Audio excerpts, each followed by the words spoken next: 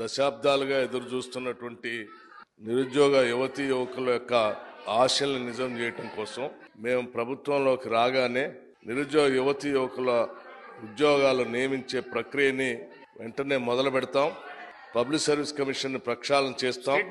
తద్వారా నిరుద్యోగ యువతీ యువకులకి ఎప్పుడు పరీక్షలు జరుగుతాయో తేదీలతో సహా ముందుగానే ఆ క్యాలెండర్ను ప్రకటిస్తాం. తద్వారా జరిగేటువంటి పోటీ పరీక్షల్లో ఇబ్బంది లేకుండా, ఓవర్లాప్ కాకుండా, సమస్యలు ఉత్పన్నం కాకుండా ఉండేటట్టుగా చేస్తామని ఆ రోజు మాటిచ్చాం.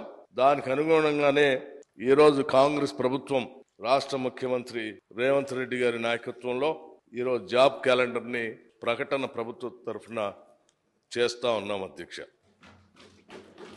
అధ్యక్ష, గత ప్రభుత్వ పాలనలో తెలంగాణ పబ్లిక్ సర్వీస్ కమిషన్ సరైన నిర్వహణ లేని కారణంగా 2 సార్లు గ్రూప్ 1 పరీక్ష రద్దు అయింది.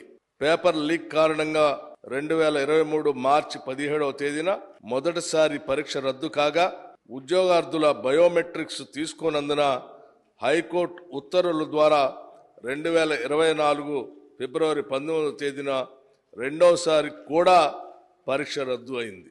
ప్రస్తుత ప్రభుత్వం ఇందిరమ్మ రాజ్యం అధికారంలోకి రాగానే ఈ సమస్యలను పరిష్కరించుకోవడానికి గౌరవ ముఖ్యమంత్రి గారి ఆధ్వర్యంలో తక్షణ కార్యాచరణ చేపట్టింది.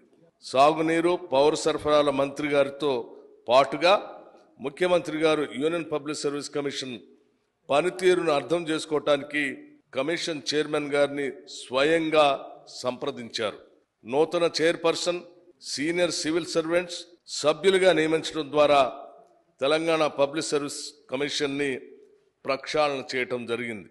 రిక్రూట్మెంట్ ప్రక్రియను సరళీకృతం చేయటానికి యూపీఎస్సీ మరియు కేరళ పబ్లిక్ సర్వీస్ కమిషన్ అనుసరిస్తున్న పద్ధతులు, విధానాలను అర్థం చేసుకోవటానికి సీనియర్ ఐఏఎస్ల అధ్యక్షతన 2 కమిటీలను ఏర్పాటు చేయటం జరిగింది.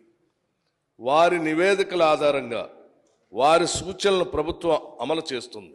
నూతన నోటిఫికేషన్లు, పరీక్షలు ప్రభుత్వం పాత గ్రూప్ 1 నోటిఫికేషన్ రద్దు చేసి 60 నూతన ఖాళీలను జత చేస్తూ 563 ఖాళీల కోసం ఒక నూతన నోటిఫికేషన్ ని జారీ చేసింది. ప్రిలిమినరీ పరీక్షకు 3,02,172 మంది అభ్యర్థులు హాజరవగా పరీక్ష సజావుగా జరిపించాం. ఫలితాలను కూడా ఇదివరకే ప్రకటించడం జరిగింది. మెయిన్స్ పరీక్షలు అక్టోబర్ 21వ తేదీ నుండి 27వ తేదీ వరకు షెడ్యూల్ చేయటం అయింది. 1,45,368 మంది దరఖాస్తుదారులు హాస్టల్ వెల్ఫేర్ ఆఫీసర్స్ పరీక్షకు, 1,06,263 మంది దరఖాస్తుదారులు డివిజనల్ అకౌంట్స్ ఆఫీసర్స్ పరీక్షలకు హాజరవ్వగా పరీక్షలు విజయవంతంగా నిర్వహించడం జరిగింది. వివిధ రాష్ట్ర ప్రభుత్వ శాఖల్లో 32,410 మంది యువతకు నియామక ఉత్తర్వులను జారీ చేయటం కూడా జరిగింది. అదనంగా 13,505 ఉద్యోగ ఖాళీల భర్తీకి అనుమతులను కూడా ఇవ్వటం జరిగింది. 11,062 ఖాళీలతో టీచర్ రిక్రూట్మెంట్ కోసం డిఎస్సి పరీక్షను ప్రకటించడం అయింది.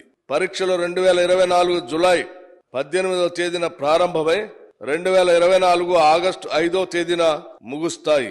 435 సివిల్ అసిస్టెంట్ సర్జన్ ఉద్యోగాల ఖాళీల భర్తీకి, ఎంఎన్జే క్యాన్సర్ ఆసుపత్రిలో 45 అసిస్టెంట్ ప్రొఫెసర్ ఉద్యోగాల ఖాళీల భర్తీకి నూతన నోటిఫికేషన్ జారీ చేయడం కూడా జరిగింది.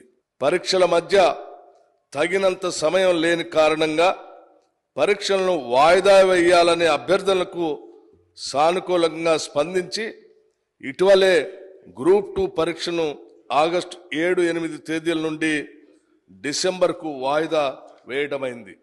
యూపీఎస్సీ మాదిరిగా పరీక్షల రద్దు లేదా వాయిదాలు అనేవి లేకుండా అట్టి సమస్యలను నివారించడానికి పరీక్షల మధ్య సరిపడ ప్రిపరేషన్ సమయం ఉండేలాగా టీజీ, పిఎస్సి మరియు ఇతర రిక్రూట్మెంట్ ఏజెన్సీలు ముందుకు పోతా ఉన్నాయి. రాష్ట్ర ప్రభుత్వం ద్వారా వివిధ శాఖలలో నిర్వహించే డైరెక్ట్ రిక్రూట్మెంట్ కొరకు ప్రభుత్వం ఒక వార్షిక క్యాలెండర్ తయారు చేసి తేదీ 1/8/2020 నాడు జరిగిన మంత్రిమండలి సమావేశంలో చర్చించి ఆమోదించడమైనది. ఈ తెలంగాణ జాబ్ క్యాలెండర్ను గౌరవ సభ్యుల సమాచారం కొరకు తెలియజేయడమైనది. ఈ తెలంగాణ జాబ్ క్యాలెండర్ 2024-25 సంబంధించి గౌరవ సభ్యులందరికీ కూడా సర్క్యులేట్ చేయడం కూడా జరిగిందని ఈ సందర్భంగా మీ అందరికీ తెలియజేస్తా ఉన్నాను అధ్యక్ష.